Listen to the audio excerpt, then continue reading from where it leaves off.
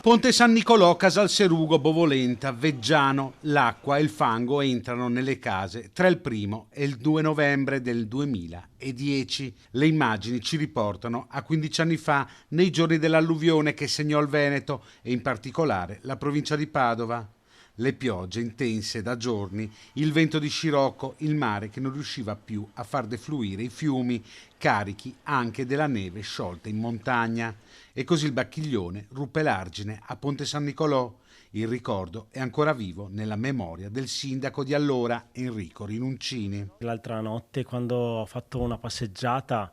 su questi luoghi, e sarà stata anche la temperatura così particolarmente calda di questi giorni, per fortuna non c'erano precipitazioni e hanno fatto riemergere tantissime emozioni, sentimenti, e quindi ho ripercorso proprio la strada fatta quella notte da quando mi avevano chiamato fino a quando poi abbiamo evacuato tutti i cittadini, e lì quindi incontri, odori, profumi, preoccupazioni, emozioni, volti di persone incontrate in quelle ore drammatiche, che tuttora però sono rimasti dei legami profondi, perché al fango, come ho sempre detto, con l'alluvione di fango poi è arrivata un'alluvione di solidarietà e di relazioni amicali che sono rimaste nel tempo. In una notte Rinuncini, eletto nel 2009, comprese a pieno il ruolo di sindaco, come racconta ancora emozionato. Quella notte ho scoperto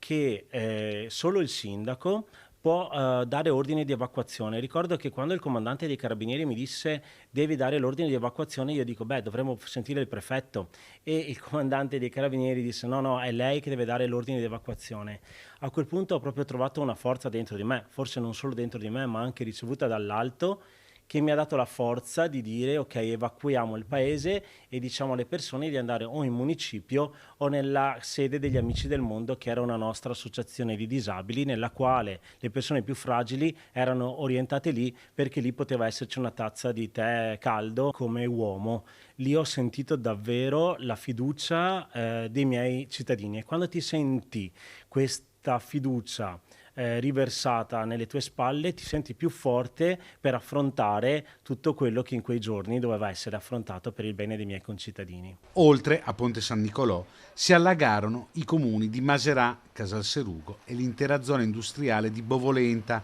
che per giorni divenne